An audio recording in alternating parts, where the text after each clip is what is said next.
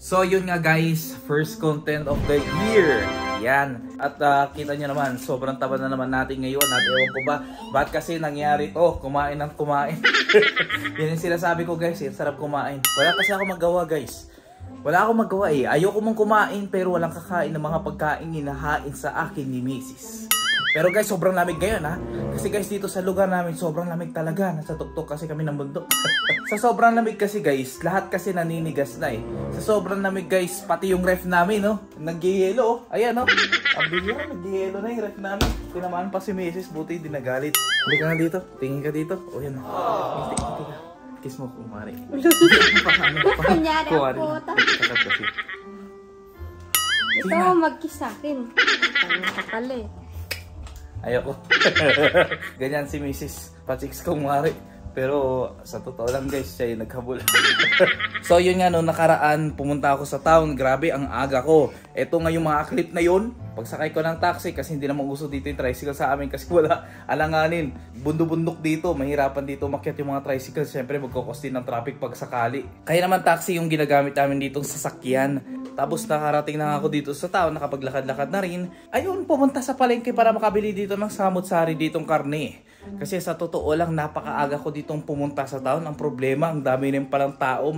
Mas marami pa dito yung mga tao, mas maaga pa pala sa akin. Actually, bibiling ko lang talaga dito yung pang dinakdakan eh. Tapos yun, kasi nakalimutan ko. Yun lang, buti na lang, yun lang talagang bibilin ko. Kasi kung marami pa, naku po, ang daming tao. So after that, nagluto na kami. Ayun, kumain na naman. Tapos everyday kain. Nga pala si Chelsea na naman, nagkalat na naman oh. Langya talaga oh. Nga pala, birthday pala ni Chelsea nung nakarang araw. So ito na yung ginawa namin dito, family picture. Pangit dito yung wall namin, pero okay lang yan kasi temporary house lang naman namin ito. Nakakasawa na kasi guys magrenta-renta eh. Nagre-renta kasi kami dito. Actually wala naman kasi kaming bahay, wala kaming lote. Parenta-renta lang tayo dito. Ganda naman pag low budget talaga guys eh, tiyagaan na lang. Yung na-invest ko lang sa ngayon, yung sarili ko, iyan papataba ko. Masarap kumain. Pero guys, this year, I think magiging iba na ngayon kasi sa tingin ko, kailangan ko na rin dito mag-diet. And that will happen today. You know, I'm drinking at tea. Kasi guys, pumayat naman ako eh. Pero konti lang, bumalik din agad. Nagbawas eh. Kung 94 ako, naging 93, tapos kinabukasan 94 ulit. Pero, ewan ko, anong kilo ba natin ngayon? Check natin kung anong kilo ko. Putik, 91. 91 boy. Ikaw nga, 97. Mas mabigat ka pala sa akin. Temporary lang itong mga kilo na ito guys, huwag kayo mag-alala. Parang 88 lang ko nung nakaraan eh. Bago mag-Christmas, mag-New Year din. Parang 88 lang talaga ako eh. Pero, ayun guys, mag-almusal muna kami dito kasi di pa kami kumakain.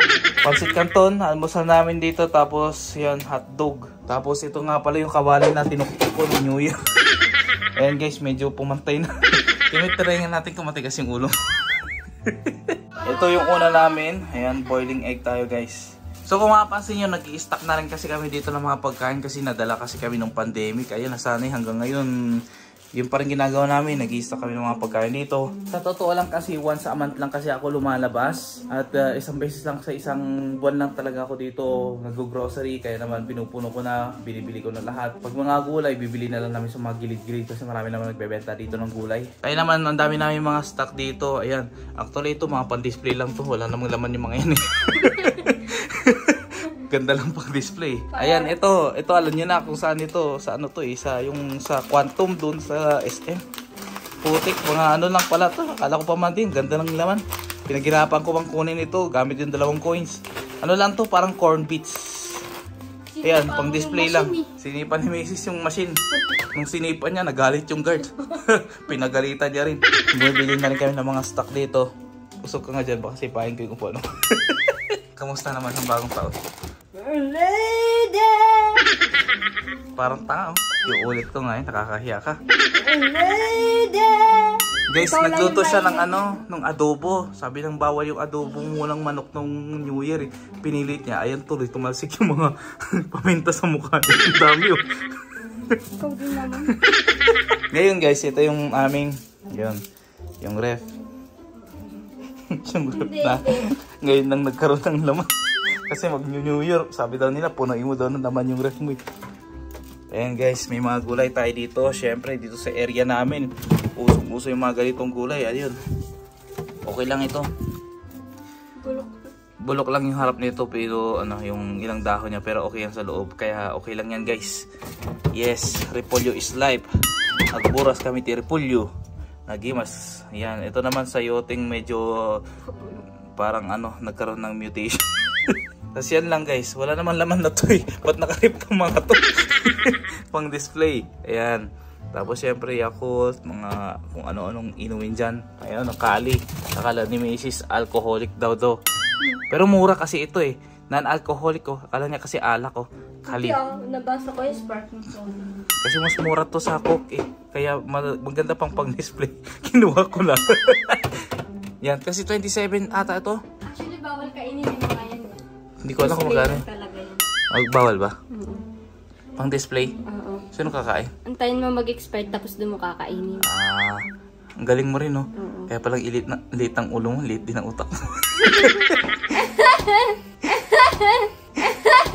Finish! You want water? Ayan si Chelsea. Hello! Sabi mo, hello anak. Birthday niya nung nakaraan. Nito ilang araw lang. Video kaya, Daddy. Ngayon, ayun, nag-stock na rin kami dito ng karne. Ayan. Ayun mga ano kaysa bibili kami sa tabi-tabi. Ito nakakatipid dito guys. Pili ka dito ng kikiam tapos fishball. Gagawa ka na lang ng sauce. Kasi hindi nyo natatanong guys. Nagbebenta kami dati ng kikiam at fishball ha. Nung mga nag-start kami talaga nagtinda kami niya. Ayun. Nung una may mga bumibili hanggang sa wala na rin bumibili. Ang sagwa kasi ng sauce. Hindi ko alam.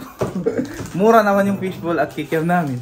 Kasi marami kasing nagtitinda rin kasi sa area namin. Kaya yun medyo hindi naman lahat nagsasucess sa negosyo eh. Kaya may mga time din na kailangan sumubok at sumugal. Pero okay lang. Ito wala na rin naman to. Isda nga nakalagay dito eh. Ito price ni Chelsea. Bata. Tapos may hipon pa pala dito. Ano to hipon? Hipon yan. Dalawang Pusit.